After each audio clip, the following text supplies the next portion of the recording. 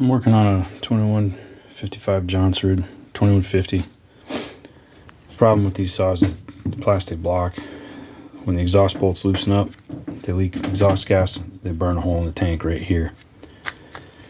Same as the Husky 350. Otherwise, it wouldn't be an awful saw. But of clamshells, I think they're the second notch up. I hate Farm Boss the worst. Farm Boss uses a jug that has half of the bearing is cast into the block, or, well, into the crankcase, half the bearing like this, and then the block has half the bearing. So you can't do anything to lower the compression height.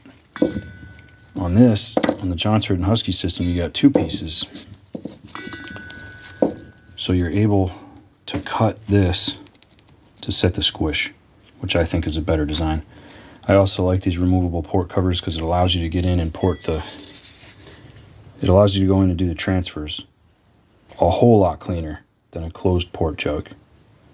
I've never had any leaks, so the lower transfer is the area that's kind of ugliest in these because they've got bolts in there. They have to have room for the bolt bosses, for the thread holes to be strong enough to hold those side covers on.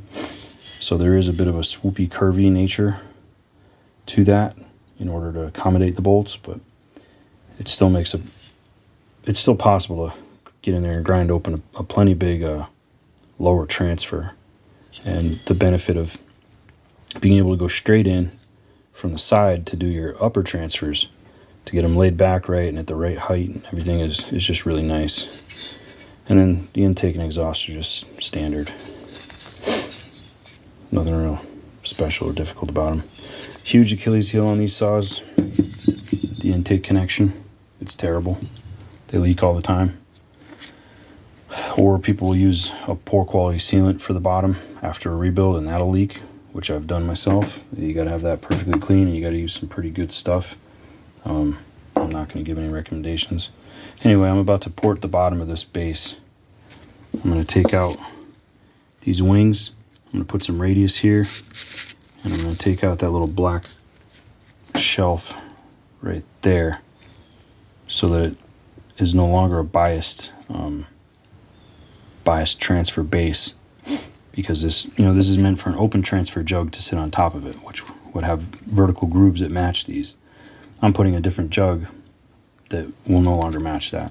So I'm kind of making a 350 into a 346 XP kind of hybrid halfway. Not nearly as good, but almost there. Stay tuned.